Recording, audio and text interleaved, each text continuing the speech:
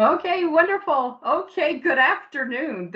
I'm Reba Osborne, the Director of Government Affairs at the Naperville Area Chamber of Commerce. For those of you who do not know me, I have never been more excited about a webinar as I am with this one. This topic is so timely, so relevant, and it's heartbreaking to me to hear so many stories of our employers that cannot find workers. I know I hear almost daily the cries of help us find workers.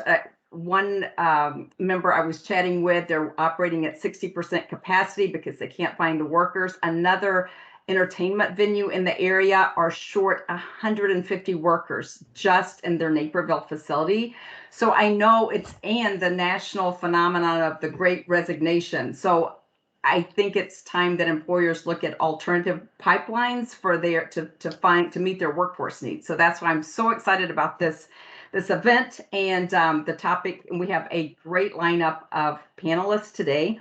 So just as a general format, I will introduce each of our panelists individually. They will present sort of an in-depth information about the programs that they offer, how employers could take advantage of their programs. And then we will have a panel discussion. And also I encourage each of you to if you have any questions at any point, put them in the chat, because at some point we may just pause to answer some of the questions. And then we also are allowing a lot of time for question and answers at the end of this event, because we want to make sure that everyone walks away with very practical information on how to tap into this pipeline for workers. So this event will be recorded, and after it is edited, it will be sent out to all the participants' email that registered, and then we will also have it posted on our website. So for future reference, so you can pass it around to other folks in your organization. And I would also like to send out a special thanks to Linda Oglesby, who is our committee manager at NACC and a wonderful teammate of mine. And she is the person that you don't see her, but this thing, literally the wheels would fall off this thing without her. She is she's orchestrated everything. You would hear toilets flushing in the background if it were not for her. So thank you, Linda, for all that you've done to make this event orchestrated. So I will, let's see, did I leave out any information that housekeeping? So again, put your questions at any point in the chat. We just love questions and we want to make sure that they're all answered. So to kick us off and really entice us, we have Bruce Olson. Bruce Olson, he's Business Services Coordinator at the Illinois Department of Employment Security. And I am amazed at the government incentives that are available to work with second chance employees. So let me give you a brief overview of Bruce, and then I'll turn it over to him. Bruce Olson has a variety of roles in his career at the Illinois Department of Employment Security. In his current role as Business Services Coordinator, Bruce works with the local business community to assist them in their employment needs. This includes assisting with finding qualified people for job openings in a company, assisting in planning and implementing job fairs and hiring events, linking the company with education and training grants and programs, and providing information about tax credit saving programs that are available to local businesses. Bruce has worked closely with several Chamber of Commerce groups and trade associations. He has also had the opportunity to collaborate with several colleges and universities.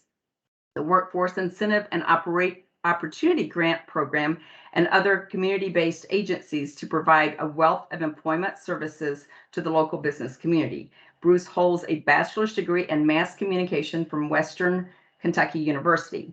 And on a side note, I had the privilege of working with Bruce in Aurora, and he is literally a walking encyclopedia of anything, employment, job data, anything you need to know. He is a wealth of information. So Bruce, with that, kick us off and tell us all about the great incentives available.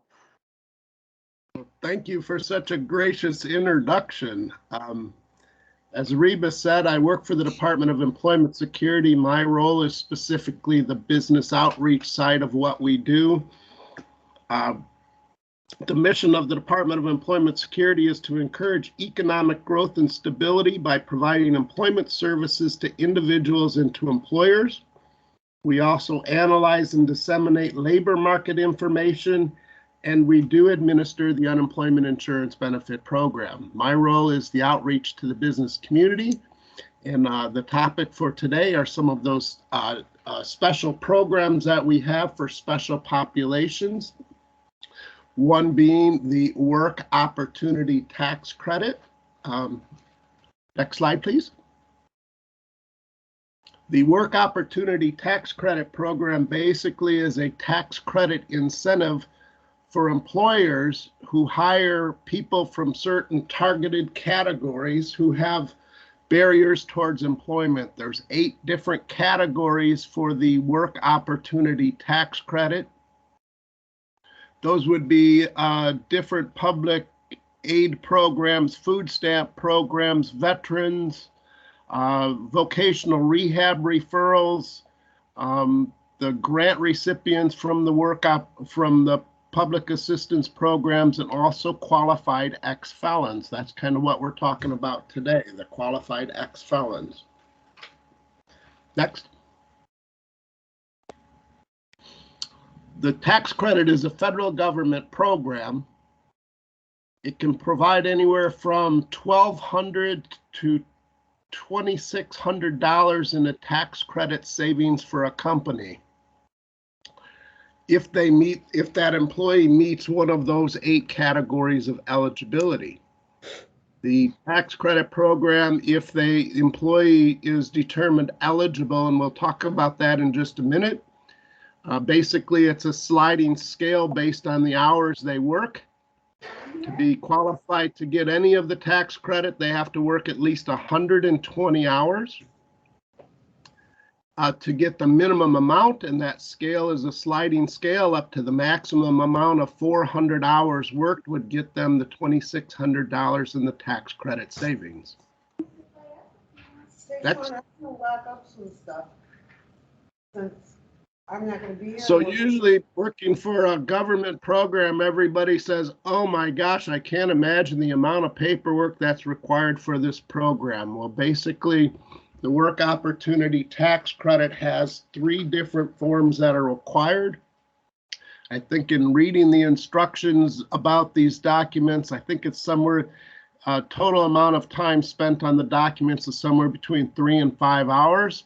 In my eyes, is that worth $1,200 up to $2,600? I guess that's a business decision that needs to be made, but I certainly feel it's well worth it.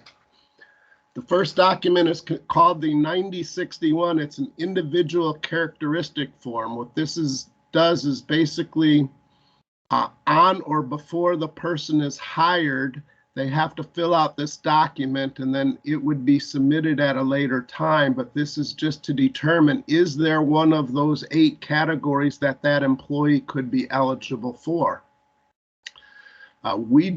You as the employer don't actually know what category that possibly could be. The questionnaire asks, do any of these apply? And if somebody just indicates yes, one or more of those may apply, then the investigation takes place to see if that determines them eligible. As I said, this form has to be completed on or before the date of hire. That's the individual characteristic, is to determine if they fit any of those 8 categories. The next form is the 8850. That's a pre-screening credit request form. That's actually once the eligible targeted category can be determined, then you have to request the actual credit. This is a federal government program, so it would just require completing the 8850. That form has to be, again, on or before the candidate is hired, and then taking the 9061, that's the individual characteristic form, and the 8850 are to be submitted at the same time, and they have to be submitted within 28 days following the start day when the employee first starts. The final form is the 5584. The 5584, once the 8850 and the 9061 are submitted, then we investigate it. We determine if that meets the criteria for the eligibility for that work opportunity tax credit. A letter goes off to you to acknowledge yes or no, or if we needed additional documentation. Then the 5584 gets submitted, and that's actually what you submit at the end of the year to be filed with your federal tax return. Pretty simple process. I love to tell stories. I worked with a company a few years ago. I've worked with this HR manager for many years. He was having a hiring event. We like to say hiring event, not job fair. We want people to get hired. We talked about it. He had to find a place to have it because they couldn't have it at their facility, how we're going to promote it. We worked all these things out. He says to me, is there anything else I need to know? And I said, Steve, I'm sure you know about the work opportunity tax credit. And he says, I have no idea what you're talking about. I was pretty disappointed in myself because I've worked with him for years and for some reason it just never came up. Well, it turns out we talked all about it. They brought it on board with their company. When he was doing this hiring event, he hired 15 people. Of the 15 people he hired, this was at a different time when the economy was somewhat similar to now, a bit challenging. 7 of the 15 people that he hired met the eligibility for the work opportunity tax credit.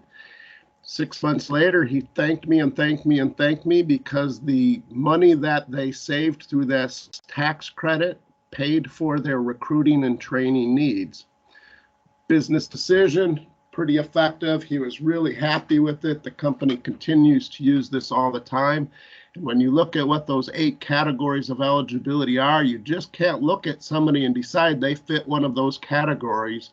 A lot of companies build the work opportunity tax credit program into their usual hiring process. It's a great program. I highly recommend it. Some of those companies that are talking having lots of job openings or just 1 or 2 openings, again, anywhere from $1,200 to $2,600 per person if they meet the criteria. That's a tax credit savings to the company itself. Next slide, please. As a state agency, we also do work with. Just if you could tie it up in just 1 more minute, if that's good, Bruce. Okay. Thank you so much. The reentry program, we do work directly with people to help them transition to employment if they have backgrounds. So we have staff that works directly with people. Next slide, please.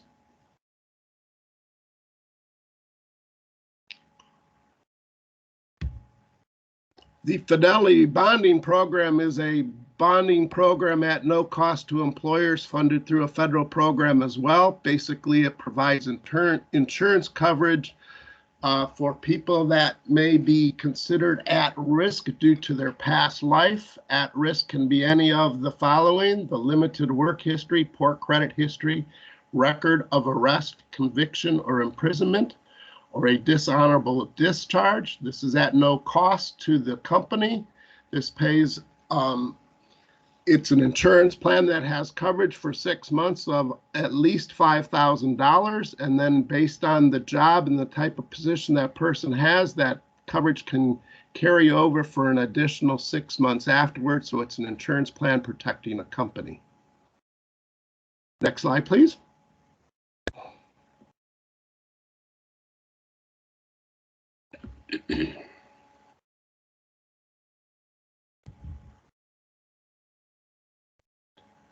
We also do have a job board, IllinoisJobLink.com, another one where you can post jobs. You can search candidates. You can match candidates. By law, anybody collecting unemployment now needs to be registered on Illinois JobLink, but it's not exclusively limited to people that are unemployed. So there's a lot of people. I think last I heard there was something like 140,000 people with active resumes on Illinois JobLink. So I highly recommend that as another tool to assist in your recruitment. Next slide, please. There are some other programs I touched on earlier, labor market data and statistics. We also work with veterans. We are tied into apprenticeship programs, and Hire the Future is a youth program. Department of Labor categorizes youth as anybody from 16 to 24 that we assist with trying to get job ready and get them employed as well. Awesome. Those are basically a quick summary of the programs we have, and if you've got questions, please let me know. I know that we've provided some of the forms and documents. If anybody has questions about that, we can answer those at the end, or there's my contact information. Thank you. Awesome. Well, did I tell you he was a walk-in encyclopedia? Great information. And again, make sure that you will be recording this. You can refer to it later, but also make sure that you have his contact information because he is a great resource. So thank you very much, Bruce. So next up, we have in our lineup of experts is Judy Dawson, Director of Administration at the Kane County Sheriff's Office. And like Bruce, I had the privilege of working with Judy in Aurora when she worked with Invest Aurora.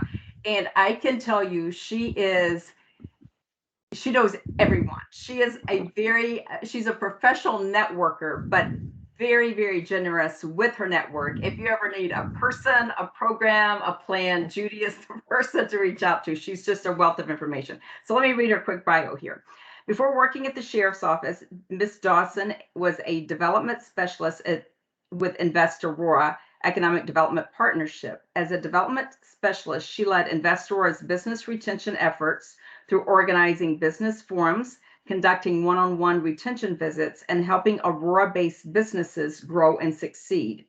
Judy has a wealth of business development and marketing expansion knowledge with her 20 years of sales management, and marketing development experience with companies such as AT&T, SBC, Ameritech. Prior to joining Invest Aurora, she was Scale Up's project manager, where she developed a strong community network with partners, sponsors, and stakeholders. She serves on the board of the Quad County African American Chamber of Commerce and the Small Business Development Center Advisory Board at Waubonsie Community College. She is a former Aurora YWCA, Aurora Public Library Foundation, and Aurora Regional Hispanic Chamber board member. Judy earned her Bachelor's of Arts degree in Political Science from Creighton University in Omaha, Nebraska, and a Master's in Business Administration Management from American Intercontinental University in Schaumburg, Illinois. See, she knows this, like, she is just has a wealth of resources that she's going to share with us today. So Judy, take it away. Oops, you're on mute. Thank you, Reba, for that introduction. And I am coming to you from Aurora Public Library, downtown Aurora, because Bruce, I am having a hiring event and a job readiness program. So also Linda and Sarah, thank you very much. So let's get started. I joined the Kane County Sheriff's Office in December of 2018 after Sheriff Hayne was elected next. And my responsibilities when I started, I would say, to get our detainees training so they can get a job and not come back to jail. This is Valentine's Day 2019. I never had more dates than this Valentine's Day because we had 11 gentlemen become certified as forklift driver trainers. You see the gentleman in the hat, his name is Joseph Garcia. He is the only person who agreed to go down in the jail and train individuals on forklift driving. So I will tell you more about him. Next slide. With COVID, we all had to pivot. And I found that forklift driver training and many of our other training programs and services are not only beneficial to those who are detained, but also those who in the community. So we started with forklift driver training classes in August of 2020 and at the Kane County Sheriff's Office. We found that the Kane County Sheriff's Office is a little daunting for some, so we're reaching out in the community, and we opened what I call the Kane County Sheriff's Office University. I use that kind of tongue in cheek, but in all actuality, our main campus is down in the jail where we provide forklift driver training. Our first extension is upstairs in our training room where we bring individuals in from all over our county. And even if you're outside of Kane County, don't tell anyone, we let you take the classes. Also, we said, let's be in the community. So on September 4th, we opened our Aurora campus, and we're co-located with Talented 10th Social Services. So we are meeting individuals where they are to help provide services. Next. So our next forklift driver, oh, could you go back one, please? Our next forklift driver training class is Thursday, October 28th at our location in Aurora. So if anyone would like to participate, just have them go to our website and log in or contact me. Now, the beautiful thing about this is in August of 2020, our first class was $150 for each individual. Mr. Garcia found a sponsor, OAI, so now the class is $25 and lunch is included. Any of you, anyone who wants to have one of their employees certified as a forklift driver, feel free to enroll them in our class. There's no better way, I think, to retain a good employee than to promote them and give them more responsibility. Next. We also have Airmark, our food supplier, who provides for food certification classes, and all of our gentlemen graduated from that. Our second class, our graduation will be in a few weeks. So if you are interested in finding people with already certified in food services, we have gentlemen that can do that as well. Next. I'm just proud of this. We have a vegetable garden that our ladies have provided a lot of vegetables to social service, to food banks and homeless shelters. And the Geneva Garden Club helps us plant.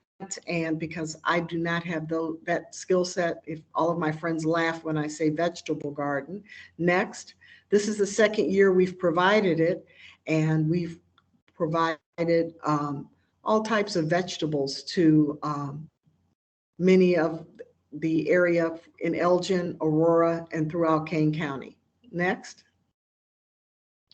We also have a free job and community resource board. It's powered by RiseKit.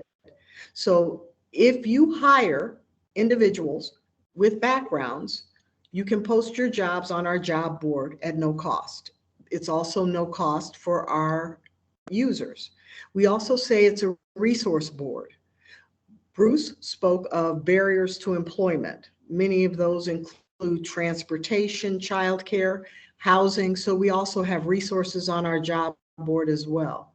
Next.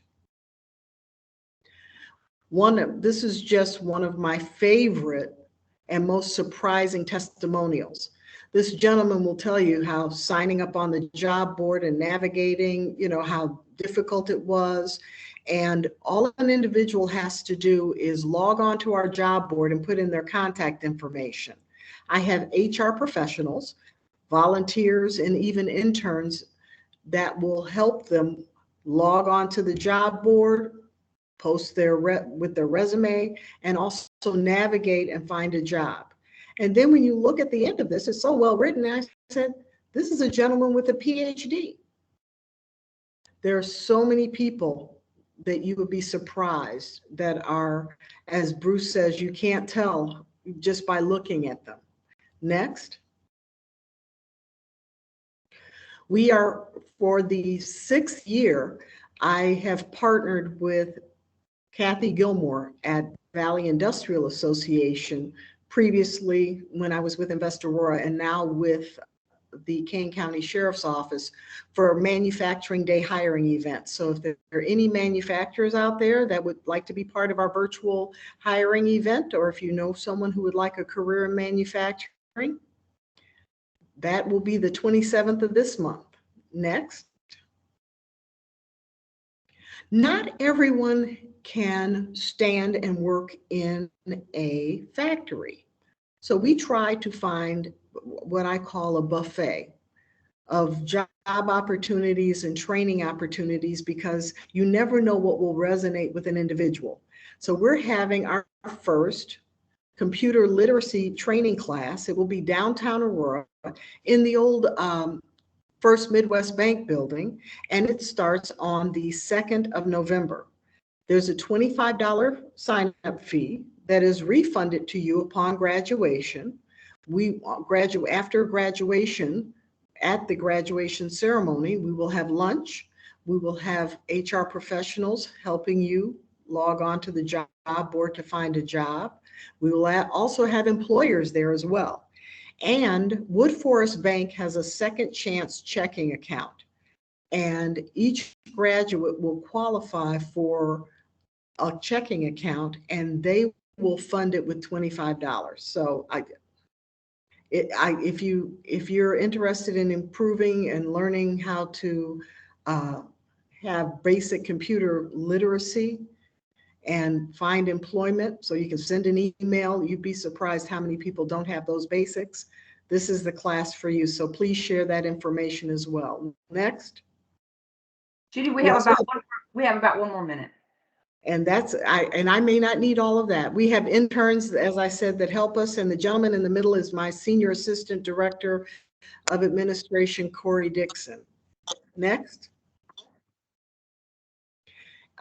These are some of our accomplishments in 2021, getting our detainees and our people in the community trained on forklift, OSHA, and we have 34 students enrolled in our GED program. That is thanks to Waubonsie Community College, and we've had 2 graduates. Next. I guess we're going to save the questions to the end. And next. Oh, the next one had my contact information. So that's all. Wonderful. Judy, thank you so much. I have lots of questions. I'm sure others have questions as well. So again, put your questions in the chat box and we will answer them at different times during this presentation. So thank you very much, Judy. So next up is Michael Berry, Executive Director of JUST of DuPage County Correctional Facility. Michael Berry joined JUST of DuPage as an executive director in June of 2018 after some 20 years experience in the private sector running his own successful business ventures. He began to work with former inmates in 2006 when he developed a series of classes in entrepreneurship for ex-offenders, helping them start their own businesses. Since then, he has developed and implemented various reentry and social enterprise programs for Cook County Department of Corrections, Illinois Department of Corrections, and the Wisconsin Community Correctional Services. I am completely intrigued by Michael's work. When I was in grad school in social work way back in the day, I remember studying the whole issue with this population and the complexities, the systematic challenges that exist, and really heartbreaking recidivism rates. And after meeting Michael, I'm totally inspired by what you're doing, and you're really moving the dial. So Michael, take it away. Thank you. Yeah, so my background is I've been working in mostly reentry with inmates for about 16 years. I came and joined Sheriff Mendrick when he was elected sheriff in DuPage. I moved here to work on this job. He's a big believer in rehabilitation, as am I. So I came to develop a program for him. So we have approximately, I have a staff of 9 inside the jail and 1 reentry specialist outside full-time. And we have about 150 volunteers that we run about 75 classes or meetings every single week in the jail. And we also have started a nationally certified janitorial training program. We just graduated our 103rd student last week. We have a horticulture program that we partner with College of DuPage. They're getting college credit for it. We've had 2, we're in our 3rd class for that. We have a American Welding Society. certification program.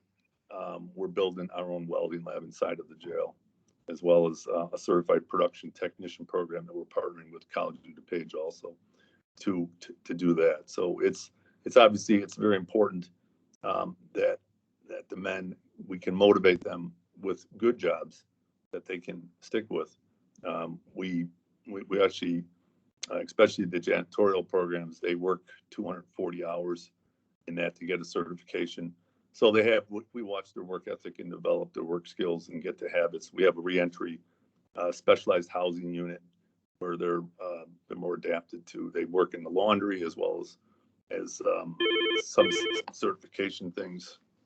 So we have quite a lot of reentry programs and work skills programs, and then we follow them when they leave the jail also in reentry and housing, trying to find housing, transportation assistance. We partner with some churches to help us do that. So it's always a work in progress, but we are getting quite a good turnout.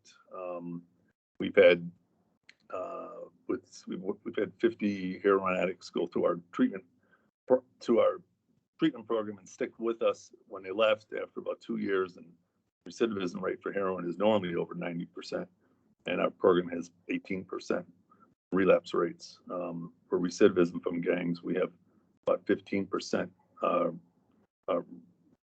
recidivism rate with gangs and crime. So that's normally closer to 75%.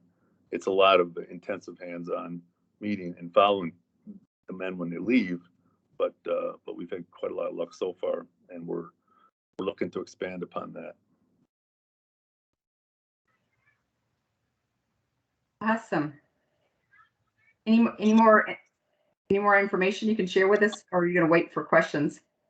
I can wait for questions. Our contact, we have a Just of DuPage, JUST of DuPage.org is our website, and you can contact us at just@DuPageSheriff.org. Awesome. Wonderful. Thank you so much. And we're going to hear from all of you guys later. We're going to be going in the weeds in a bit and have plenty of time for questions. So no webinar this rich in content would be complete without a success story. And we do have a wonderful success story today that I'm so excited about. So several months ago, I was at our new member orientation meeting, and I was telling about this event, and it wasn't quite soup. I was just excited that it was going to be something. And I was telling the pieces that I had gotten pulled together. And afterwards, Bruce Owens came up to me and he said, well, by the way, my whole business model is built around hiring second chance employees. And it was just like, oh, yeah, this is a perfect grand finale for this discussion. So we have with us Bruce Olson. I say I have two Bruces, two Bruce O's. Bruce Owens, like I said, is a NACC chamber member and owner of BK Mobile Detailing, LLC, and auto detailing and ceramic coating company in Naperville, which he started in March 2020. He studied environmental geoscience at Southern New Hampshire University and plans to start his MBA in sustainability and environmental compliance in the spring. He is currently a volunteer mentor at Wayside Cross, working with transitional lifestyle programs in which many of his clients are post-incarceration. He enjoys most things outdoors, and spending time with his wife is the best part of his day. I love that. Welcome, Bruce, and tell us about your business model and your success in your company. Well, thank you for the invite. As Reba said, my name is Bruce Owens, and I'm the owner of BK Mobile Detailing out here in Naperville. And 2 years ago, I left the company as a second chance worker. There was a company that gave me a chance due to my criminal record, and I stayed there. I stayed there for a few years, and once the world shut down, is during the 2-week period when COVID hit real hard, is when I created BKMobileDetailing.com. And after creating that, it was kind of one foot in front of the other, kind of just slow moving, still going to work every day and trying to get some traction here. I wouldn't know where I would be without second chances in general in life, but especially in the employment sector, with having this criminal record, finding employment is difficult. The lasting effects just, they don't go away. So once I created BK Mobile Detailing, it's always been on my heart to want to help people walk through the steps that I walked through just recently. So I've hired 3 part-time guys now, the only 3 employees I've had, and they've all had criminal records. What works for me may not work for you. So I realize that. But what works for me is part of my relationship with Wayside Cross Ministries is I'm a program mentor over there. So I get to meet and interact with guys for the 7 months that they're in the program. Throughout the 7 months that they're in this program, you're pretty much guaranteed sobriety. You're guaranteed adherence with probation and parole. And usually there's strengthening of family ties and everything else that you would expect out of someone that's trying to get this reentry and reassimilation back into society.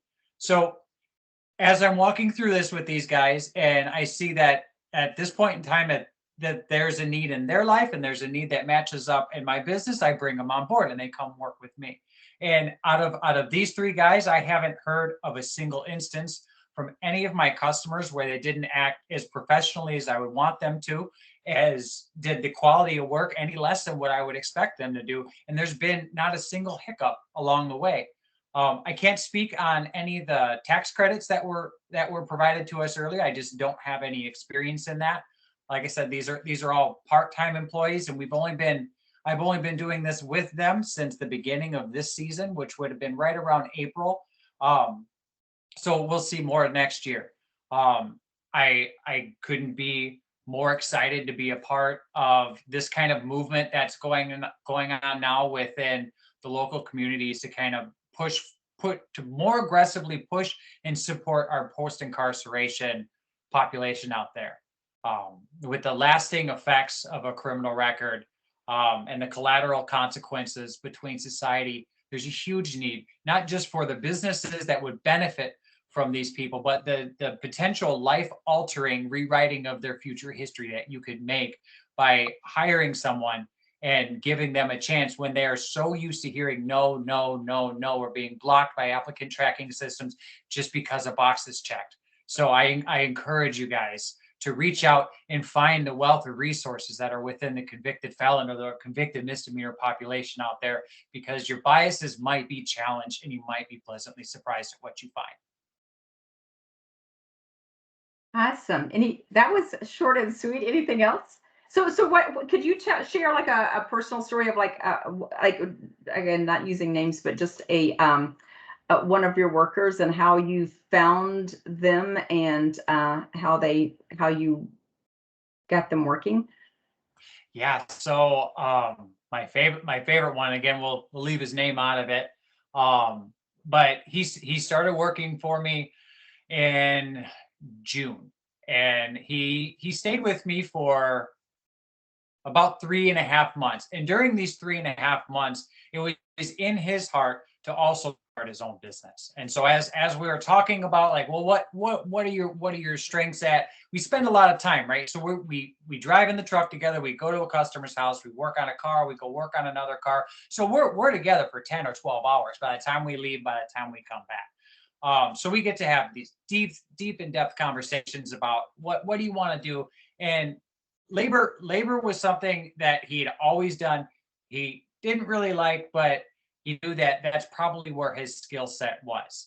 So after starting out with me, we then helped build him a website, and now he runs an online t-shirt company called Cool Christian Tees, and you can go find it online. He's based out of Aurora. He just launched a month ago, and that's probably my favorite experience. And I think it'll be a while before that one gets topped, but I mean, I'm so grateful just to have that one right out of the gate. Awesome. That is completely inspiring. Okay, so I'm getting a message from Michael that he's having some technical difficulties, so he might disappear. Oh, you're back. Okay, so I encourage anyone to put questions in the chat. I have questions for panel discussions, but I want to make sure that everyone leaves with some real practical information. So just before we start the panel questions, walk me through, and this is all the panelists. So walk me through, if I am an employer and I have a job need, what is step one, step two. Can you especially Judy and Michael, can you kind of walk us through that? Well, I'll talk. All you have to do is contact me or go to canesheriff.com onto our job board, and you will be able to log on. We will ask you some questions. You'll have to attest that you hire people with backgrounds, and you can just put your information in. If you need help, I have the wonderful people at RiseKit will walk you through posting your job on the job board, and you'll just get started and move forward that way. Also, if you contact me, I can let you know about any upcoming hiring events like today or the Manufacturing Day hiring events, anything we're doing next year, and you can participate in those as well. Awesome, wonderful. Okay, so Mike, what's kind of a first step in getting involved with tapping into your resources? At DuPage County Jail, if you can contact my office at JUST@DuPageSheriff.org, or you can go to our website, justindupage.org, and leave us a message, and I'll have my reentry specialist follow up with you as far as what the jobs are, what types of things that we're looking for, and then we can match them up with our people that are either getting ready to leave or we've been working with in the community already. But we also partner with WorkNet of DuPage.org as far as placement for jobs also. Wonderful. Okay, so you post your job, and so Bruce Olson, so what you hire the employee and then apply for the tax credit? How do those two interface? Well, that's a great question. A couple different quick answers. IllinoisJobLink.com is our website for posting of jobs. I'm a big believer on sharing this information as many places as I can. When a company approaches me and says they have job opportunities, I constantly am in touch with Judy and many other nonprofits. I'll probably be adding Michael to my list as well, because we're here to try to help fill those positions. So when somebody is interviewing and then wants to hire somebody, that's the first steps for the work opportunity tax credit, to do that initial pre-screening form to see if they meet any of those 8 categories of eligibility. And I know we kind of touched on this pretty quickly, Reba, so I'm sure we'll have a lot of follow-up questions. Either route them through me or directly reach out to me, because it's a much simpler process. I've been working with our state agency for many years, and years ago it was volumes and time. Well, now that's been streamlined. Just make sure the documents are filled out completely, and then that initial screening to say, do you meet any of these categories? If they do, you do the next form, the 8850, that says, I plan to hire this person. This is the date of start. Within 28 days, those 2 documents need to be submitted, and the information is contained on those documents, how to submit it to our agency, and then we will get that processed and notify the company that this person meets the eligibility, or if not, but more times than not, if they've met the pre-screen, they do. So an employer would know that they meet the tax credit when they're a candidate, or do they have to be fully hired in order to get get the notification whether or not they apply, if that was part of the decision-making process for an employer? Well, that's a great question as well. The goal is to try to get people placed, pre-screening notification if they're in the process, within the 28 days that they're first hired. So the documentation is on or before, but has to be submitted within 28 days. There are circumstances where we do pre-screen people ahead of time. So if I am meeting one of those criteria, I've met with one of the staff with IDES, they do the pre-screen, I go into a company and I say, You know, they're looking at a couple of different people and we're equally qualified, and they can see that I've already been pre-screened and am determined eligible for the work opportunity tax credit. That may be affecting their hiring process to say, you're equally qualified. This one saves me $2,600. I'm going to make that decision. Awesome. Wonderful. Okay, so I keep putting questions in the chat. Anyone have specific questions? But I just wanted to pick your the panelists' brains a bit about really like how the cultural fit for your company. So what advice would you give an employer to best support the unique needs of second chance workers as they integrate into the workplace? And this is open to any of our panelists. What's some advice would you give employers? Yeah, I got this one.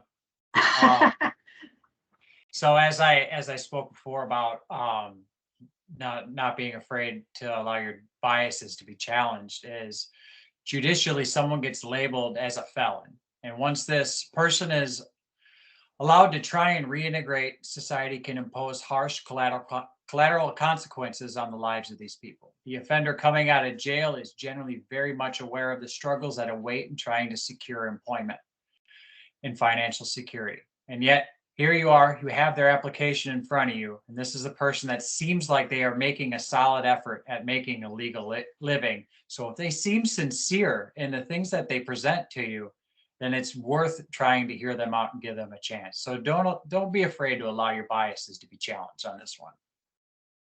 Awesome. Anyone else? Judy, Bruce Olson, or Michael? I have found when I talk to many manufacturers, when someone's been incarcerated, I know all of us have started a new job and you couldn't wait for that first paycheck. Imagine if you've been incarcerated. So having things like venture cards to help them until they get their first paycheck. If steel-toe boots are required to work at your facility, maybe, advancing those. And just being, cognizant of the fact that this person is starting over, starting from scratch, and like Bruce said, many of the family relationships have been severed, so they don't have the normal support system. So, a lot of companies like to say we're a big family. Well, that's when you really get to show that you're a big family. Wow. Awesome. Michael? Yeah, I would suggest that you check on what their transportation is, if they've solidified that, because a lot of times that becomes a real issue if they don't have a driver's license or have lost it or don't have a vehicle. I don't know if they can pair them up with somebody else that's working there. And if there's work requirements, like she mentioned, as far as shoes or safety materials, if you could give them that up front. Also, if it's shift work, first and second shift work best. Third shift does not work as well for them, and it's better to have sort of a very structured work schedule that they can count on, so they can develop the habit of being work and going to work at the same time and getting up. Those are habits that they've not gotten used to. So I would say basically those type of things. Wow, great information. Anything, Bruce Olson? Well, I might add that, Reba, you mentioned earlier, you talked with some companies that have many openings and they're struggling to fill it.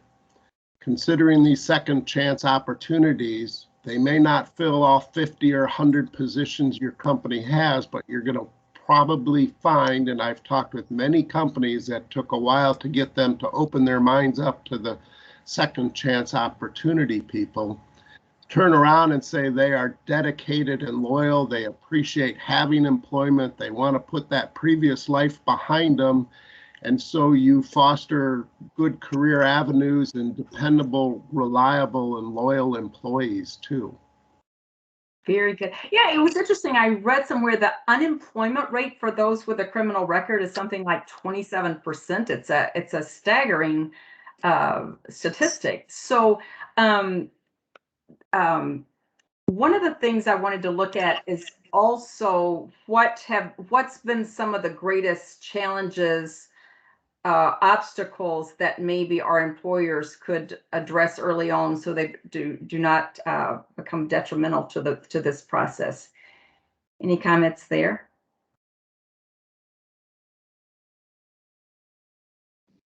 Yeah, I would look at if it's possible to after the training to assign them a resource person within the company that person can go to and ask sort of any question. A lot of people will have people that have been in addiction or been in street life since they were very young, and they've not really acquired a lot of basic skills that a lot of people would have picked up by the time they've gotten through their 20s.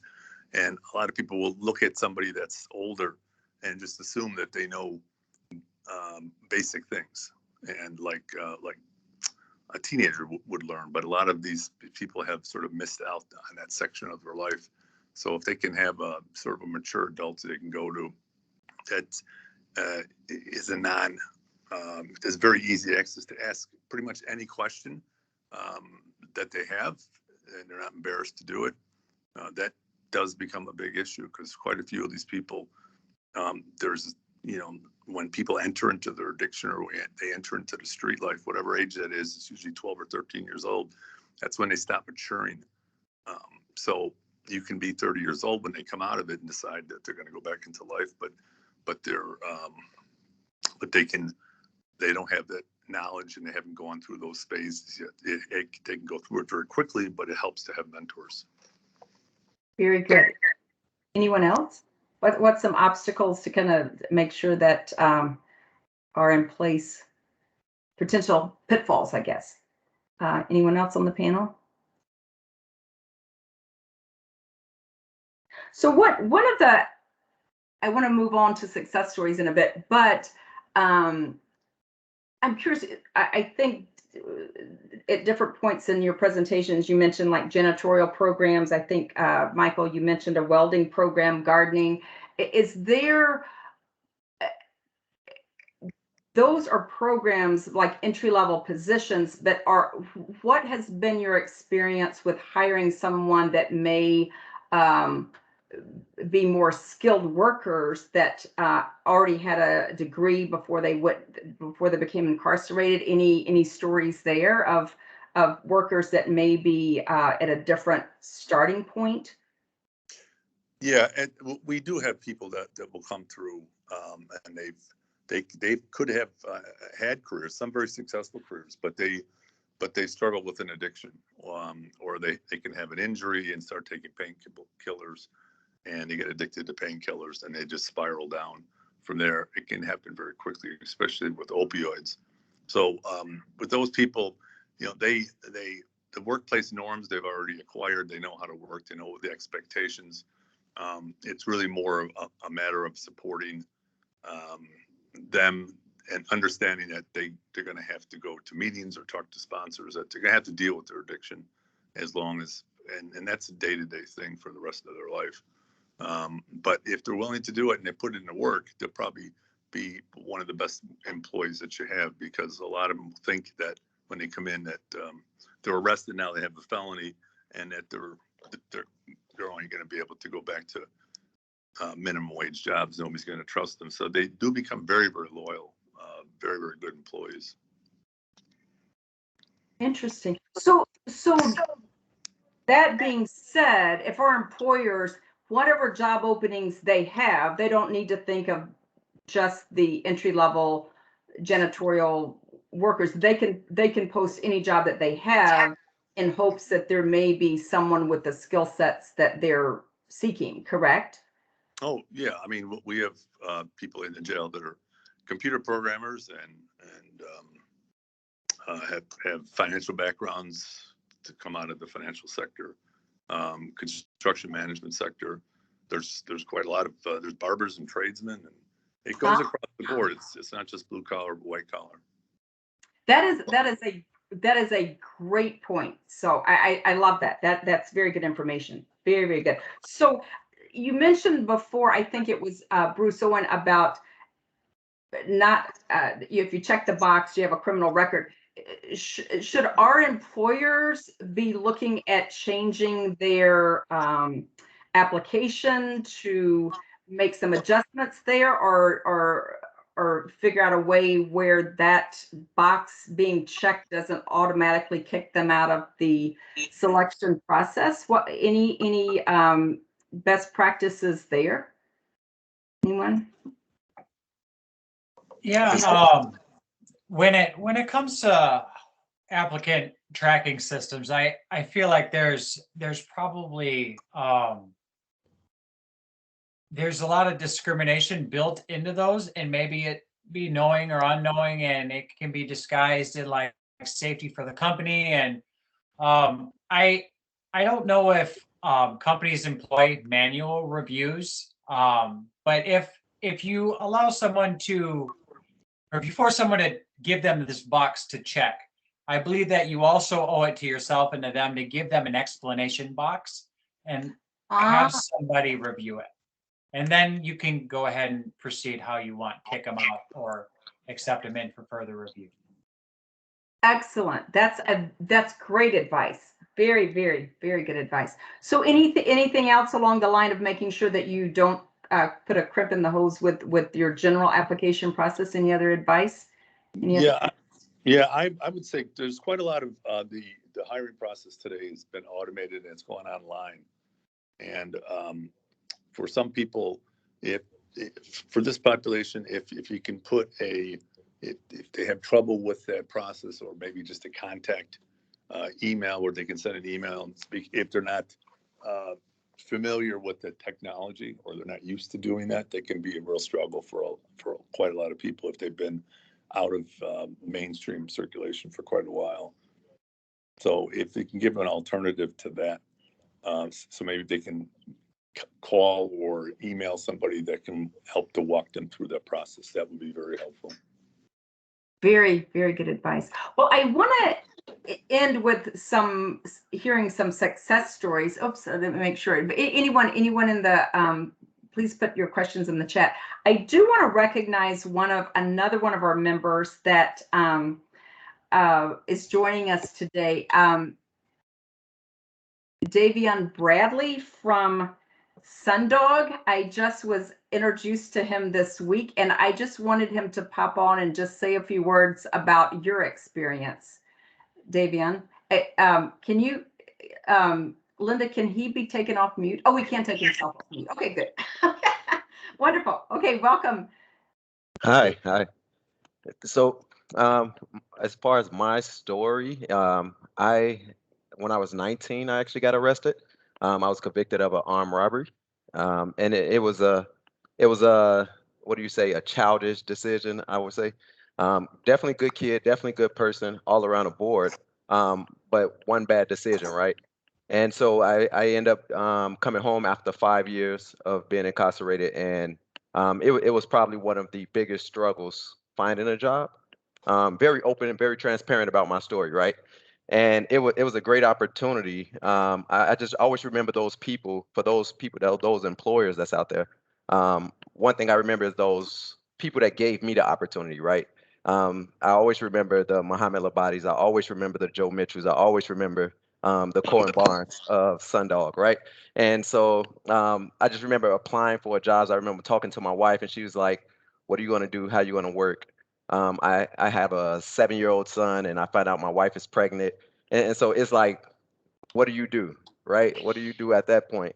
Nobody's giving you an opportunity. Work ethic is amazing. Everything is there, but I didn't check the box. And so what happened was I applied for 20 jobs a day, and 20 jobs a day. That was my goal. 20 jobs a day, 5 days a week, and then I use the second week to go to job interviews, right? And so that's 100 jobs in 1 week. I had 28 interviews the next week, and day in, day out, I'm going to interview after interview after interview, and everybody like, "I love you, great personality. Let's talk about the background." And I explained it to them all in person. They like, "Oh, we can work with that." And then the background check come back, and they say, "I can't do it." I was like, "I told you, I was up front. I told you everything, and so, but it was such a challenge. But the people that gave me opportunities, wish I never left. I'm gonna say that, right? And so it was some struggles coming out, but I understood also what challenges I had as a person, And I didn't ask the jobs to change their requirement, right? The employers to change their requirement. As an employer, um, don't change your requirement for me. Just let me know what you need done, and I can fix that. And so we came up with a program, and we currently teach it in certain prisons and certain jails, called More Than 23, where we train these guys to have the personal skill, because we always get the you we got a lot of programs that help you become able to find a job, give you the opportunity, but a lot of people are not giving you the when you come home, if the opportunity is there, you also have to have the right skill to keep that opportunity. And so we teach the personal side of that. We teach how do you stay motivated to go to work? If you haven't worked in 5 years, how are you motivated to work? Where do you get the confidence to compete with people that's in management positions, they have degrees and you haven't had that? Where do you get the drive to do that? And so we teach destination. If you got a destination, you know where to go. 9 times out of 10, you're not going to end up anywhere you don't want to go. And so it's a great program, and we go back into the prisons, back into the jails, and teach these guys. When you come out, these are your struggles. These how you overcome them, and then the opportunity is there from people like Bruce, from people like Judy, from people like Olson.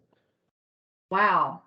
Well, congratulations, Sun. This is a total win for Sundog. You know, you're in business development and at Sundogs, radiant personality. You're in a teams group and leads group in our chamber, and wow, that is an amazing success story. So, what is something that, well, obviously Sundog was smart to hire you.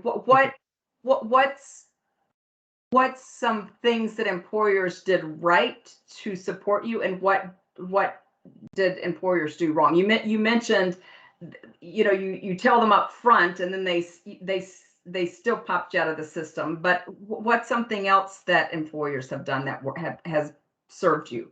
I think something that they did that have served me was not change their rules, benefits, anything like that to fit my struggle, right? My struggle is my struggle, and so I accepted that. I accepted that wholeheartedly. Um, when I come in, don't treat me different. Ah, Hold me to the same exact standard, because I remember rebelling against that, being on time, because I was like that's not something I wasn't taught all my life. But that changed me as a person when I learned it, right? That accountability, having those upfront conversations, even when I'm uncomfortable, they taught me how to control my temper, how to control my tone, how to speak in a professional setting. And so don't hold me accountable. I mean, hold me accountable. That's what I'm trying to say. Hold me accountable for your values, because that's why I'm trying to be. I'm not trying to. I don't want you to change the standard. The standard is still the same. Just make me get there. Help me get there. And so they coach me. It was guys that coached me. It was guys that mentored me. As I mentioned, Cohen Barnes is our CEO now at Sundog. He's the mayor of DeKalb, and so that was a great partnership to get online with me. That was a great partnership to partner with, and so that's one of my mentors. I talk to him every day, and so wow. it was great. It was great. Okay, so that is good. So I think Judy mentioned this earlier, or somebody making sure you have sort of an assigned point of contact as a resource. I think that sounds like that's a really good, solid step that employers could implement, right? So we just have a few minutes left. I know I don't want to start losing people on the call, but I just It's Mike Berry. okay, you're back. Okay. Oh, I'm sorry. I'm interrupting. Did you have something to say? No, I just got back in. Sorry. Oh, My okay, phone is perfect. dead. So I think Davion is a tremendous success story. So is Bruce Owens. So Judy, Michael, and Bruce Olson, could you share your favorite success story of someone that from that's taken advantage of all the resources that were provided and how they succeeded in the workplace? Sure. Well, I had two gentlemen when I met them, they had served, one had served 20 years, the other 25 years in prison. And I worked with them and placed them with the messenger service downtown. And they just were so determined to make up for the time that they worked as hard as they could. And they ended up actually, within 5 years, they ended up managing the company and then ended up buying it themselves. So they were very, very successful. Wow. Oh, Yeah. That's remarkable. So Yeah, there's just some of the most intelligent people I've ever met. I've met in prisons and jails, and some of the most hardworking people, because they have a lot of things that they want to make up. So they really work hard. They're very loyal. wow. Mhm. And that is something that I have seen in the statistics. They tend to be when loyalty is kind of a challenge with the younger population. That Yeah. loyalty to a company is very much the statistics speak to that they are more loyal overall and stay longer with companies. So that is good. So Judy, you want to share a success story? Well, we talk about second chances, and I would challenge you that most of the people that I have met, they really didn't have a first chance. I have individuals where their mothers, their fathers, their brothers, they're all incarcerated. And there was one individual who you saw his picture in the forklift driver training class. That was 2019. 2020 May. I have anyone who wants to share their email address, I send them information.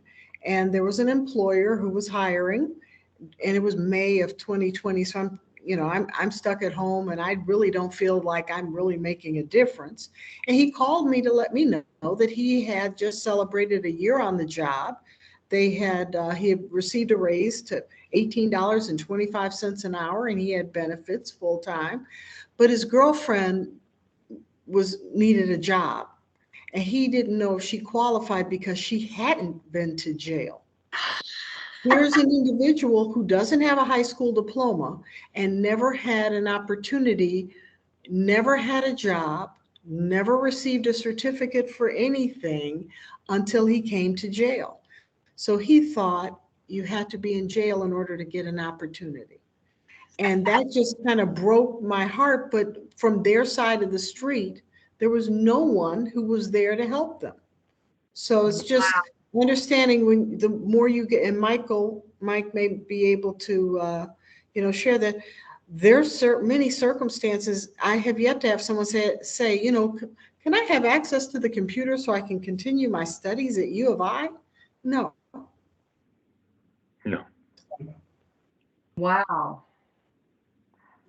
That's amazing. That's unbelievable. So Bruce Olson, you said you have lots of stories. Do you have a success story that you're aware of with either an employer taking advantage of the tax credit or any stories on your end?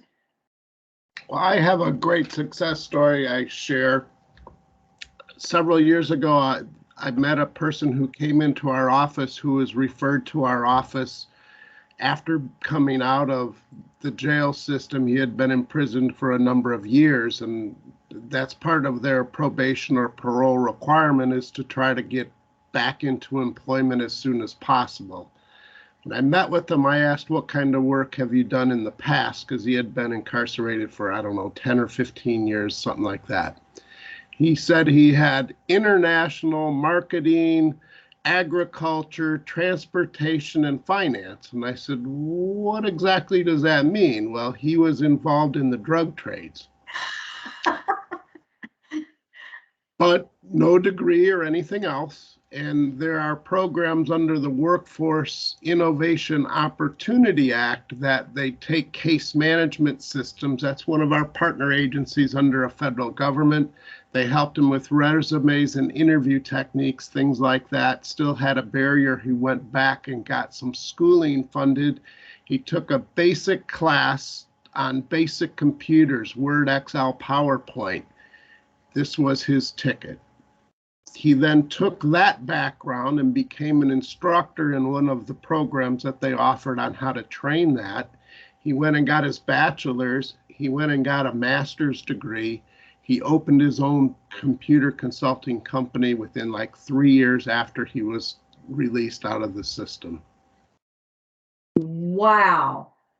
That is, It's an amazing story, and I love to share that when I can, because there are options and possibilities, and in this case, that was just the bug that just struck him, and he found a new passion. And I think that traded off his previous background, became very successful, ended up selling his personal business off to some big corporation and made all kinds of money doing it, and he was a delightful story and a great guy, but it was just interesting. I didn't even know how to use a computer, to master's degrees, to starting his own computer consulting company. Great success story.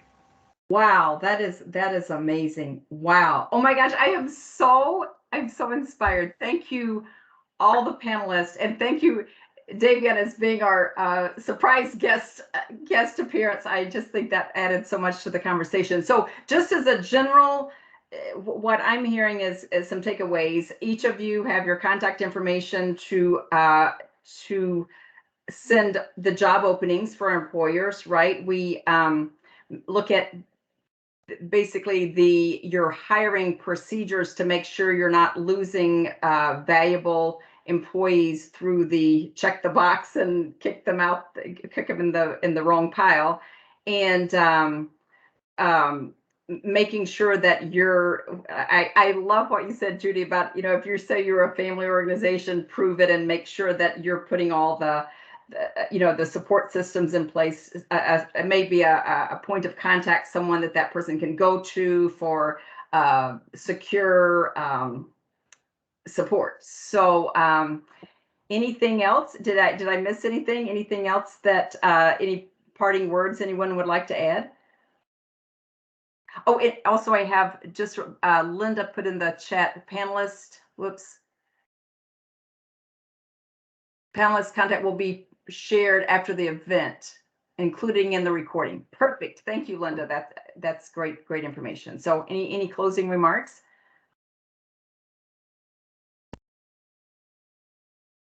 I guess that's everything. Well, thank you so much. I just think I can't even thank you all enough. Wonderful panelists. I feel like I've been drinking from a fire hose here. So we have great look for the recording of this event that will be sent out along with everyone's contact information. Always reach out to me if you have any questions, Reba Osborne. And thank you so much and have a wonderful evening. Thank you all.